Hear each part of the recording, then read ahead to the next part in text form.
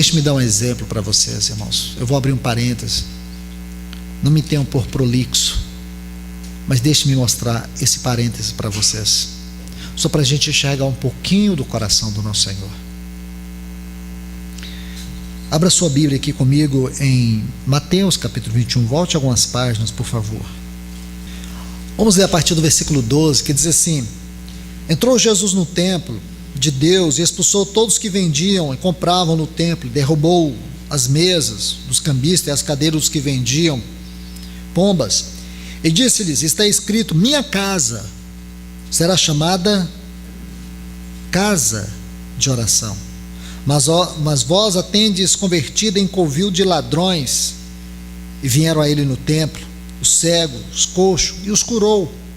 Porém os principais sacerdotes e os escribas, vendo as maravilhas que faziam, e os meninos que clamavam no templo dizendo Hosana ao filho de Davi, indignaram-se e disseram-lhe: ouves o que esses dizem? E Jesus lhe disse: sim, nunca lestes? Pela boca dos pequeninos e das crianças de peito tirastes o perfeito louvor. E deixando-os, ó que palavra, irmãos, deixando-os, saiu da cidade para Betânia e pernoitou ali. Então vamos ver essa primeira parte. Há 3 anos e 6 meses, possivelmente, o Senhor esteve ali. Aproximadamente nesse tempo o Senhor esteve e viu essa mesma situação. Ele chegou ali em João capítulo 2, no início do seu ministério. Ele encontrou o mesmo cenário, toda aquela corrupção, aquele comércio na porta do templo, aquele templo que perdeu a sua identificação como o testemunho da casa de Deus na terra. Lá em João 2 ele chama aquele templo de casa de meu pai, mas nós sabemos que ele estava simplesmente mostrando a configuração do símbolo e da realidade, porque João vai dizer que a casa do pai era o templo do seu corpo. Naquele momento, irmãos, onde você vê o símbolo, o templo, e a realidade, o próprio Cristo, que era a casa do pai, ali estava o símbolo e a realidade de frente um do outro, mas eles não viram nada, eles não entenderam nada, e aquele templo não cumpria a sua função como testemunho da presença e da glória de Deus na terra. Pelo contrário, se tornou um lugar religioso, um lugar de comércio. Nosso Senhor ficou tão irado que ele pegou um azorrague, derrubou as mesas, chicoteou aqueles cambistas e os expulsou dali. Aí depois, 3 anos e 6 meses, o Senhor chega ali. Só que agora é diferente, irmãos. Eu preciso montar um quadro para vocês entenderem aqui. Eu estou dizendo que é um parênteses longo. Então, só para a gente ver o coração do Senhor. Este acontecimento aqui, irmãos, precisa ser remontado com muito cuidado. Deixe-me dizer algo para vocês. Nosso Senhor, quando ele está em Lucas capítulo 9, versículo 51, exatamente esse texto, mas isso pode ser também extraído aqui de Mateus capítulo 17, porém, este texto de Lucas 9, 51, ele é um texto magnífico. Então, quando você pega esses acontecimentos, Lucas 9 e Mateus 17, nosso Senhor está no Monte Hermon. Ele havia completado ali 3 anos do seu ministério. Agora, aquela glória que ele alcançou, não a glória inerente ao seu ser, que ele sempre tivera com o Pai, a glória que ele alcançou, que Adão alcançaria se ele não tivesse cometido pecado, aquela glória daquele homem que foi provado em todas as coisas, tentado em todas as áreas, porém sem pecado. Naqueles 3 anos, ele foi o homem, o varão aprovado por Deus. Aí Lucas diz assim, que chegou o tempo da sua ascensão. Ele poderia ascender aos céus e seria eternamente o homem perfeito, porém nunca o nosso Salvador. Ele, diante do Pai, ele foi o homem aprovado. Ele era o Filho eterno amado. Agora, na encarnação e na sua obra, ele foi o homem aprovado por Deus. Ele poderia, irmãos, dali mesmo, Lucas diz isso com todas as letras, ele poderia ascender-se aos céus. Chegou o tempo. Aí Lucas diz assim: porém, demonstrou no seu semblante a intrépida resolução de ir para Jerusalém.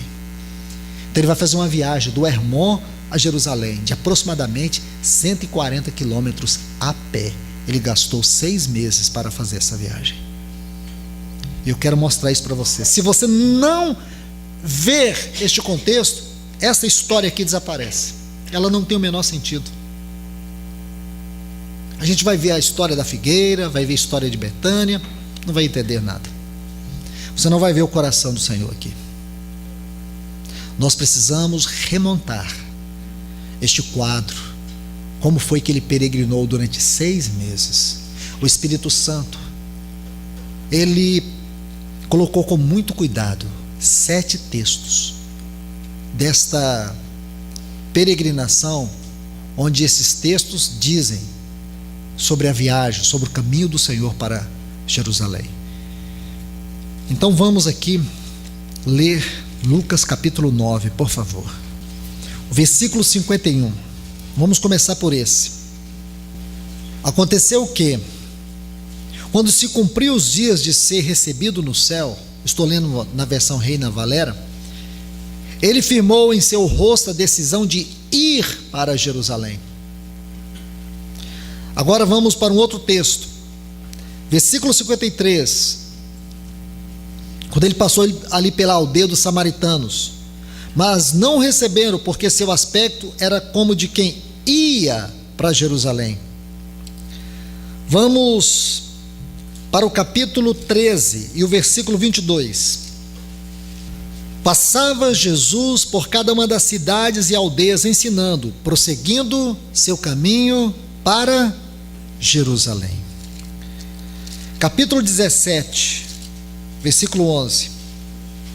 Indo Jesus para Jerusalém, passava entre Samaria e Galiléia. Capítulo 18, versículo 31.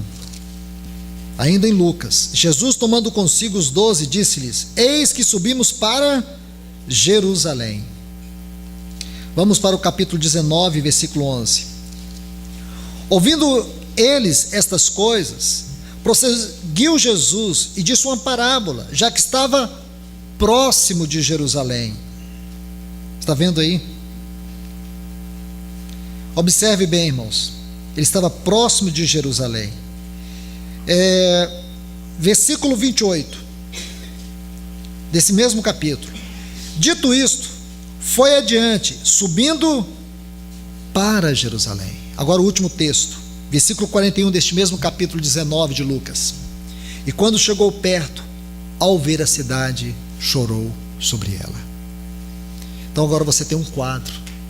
O Espírito Santo vai dizendo que ele está subindo para Jerusalém. E o nosso Senhor sobe. Ele está indo, irmãos. Aquela viagem tão longa, céu aberto, caminhando, pregando, mas nada o detinha. Ele ia para Jerusalém. Quando ele chega em Jerusalém, o primeiro lugar que ele entrou, primeiro lugar onde realmente o Espírito vai dar ênfase da sua chegada, é o templo. Aí ele olha para o templo, a mesma visão, nada mudou, tudo do mesmo jeito. Como estava o coração do Senhor, irmãos, quando ele olha para aquela cidade? Ele já vinha 6 meses, o seu semblante era de quem ia para Jerusalém.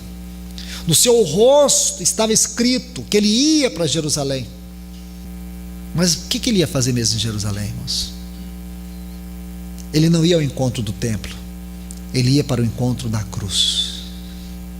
Então o nosso Senhor chega ali. Como eu sempre digo para vocês, tudo nele, tudo que ele fez, tudo que fala sobre ele nesses evangelhos, constitui as verdades mais profundas. Então nosso Senhor chega ali, ele olha para aquele templo, vê todo aquele cenário. Aí ele cura aquelas pessoas, ele é reprovado pelos principais sacerdotes. Aí as crianças começam a gritar: Hosana, Hosana. Sabe o que significa Hosana? Salva-nos, salva-nos. Elas estavam cantando: salva-nos, salva-nos. Mas ele foi rejeitado em Jerusalém. Jerusalém não quis. Aí a Bíblia diz que ele foi para Betânia. Irmãos, ele queria Jerusalém, mas Jerusalém não quis. Quando ele chorou sobre Jerusalém, diz: Jerusalém, Jerusalém, que mata os profetas. Irmãos, por todo aquele caminho, penso eu, que o nosso Senhor, quando ele chora sobre a cidade, ele vai lembrando de todos os profetas que foram rejeitados, Jeremias, todos eles que foram rejeitados, todos que não foram ouvidos. Aí de Jerusalém, Jerusalém, que mata os profetas que te são enviados. Quantas vezes eu quis te guardar debaixo das minhas asas, como uma galinha que guarda os seus pintinhos, e tu não o quisestes. Este é o choro do nosso Senhor. O choro do nosso Senhor tem palavras. Agora o Senhor chega ali, ele é rejeitado, ele vai para Betânia, casa dos figos. Aí no outro dia o Senhor sai de Betânia. O Senhor encontrou em Betânia um lugar de repouso, o lugar do seu prazer, o lugar do seu descanso. Agora ele sai, e quando ele sai pelas ruas de Jerusalém, ele encontra uma figueira, e aquela figueira só tinha folhas de figueira. Significa justiça própria, um povo que se esconde de trás da sua própria justiça. E o Senhor amaldiçoou aquela figueira, porque aquela figueira era a representação espiritual da condição de Jerusalém.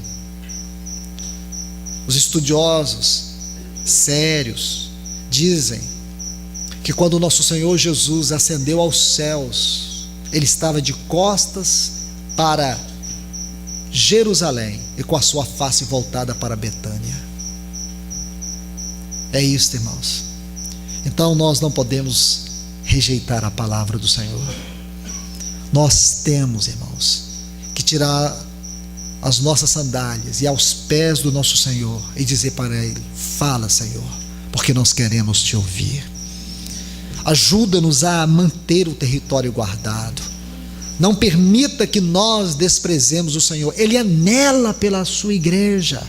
Ele está reivindicando ela de dentro de todo tipo de sistema, dentro desse cristianismo degradado, daquilo que perverteu o ensino apostólico, desse cristianismo que procurou de uma maneira maligna destruir a identidade da igreja.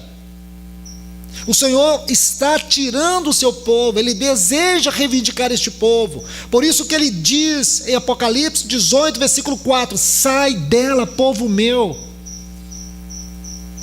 Porque no livro de Apocalipse existe uma via paradoxal ali, que mostra a igreja e também uma mulher babilônica, uma mulher que é descrita na igreja de Antioquia como Jezabel, a meretriz.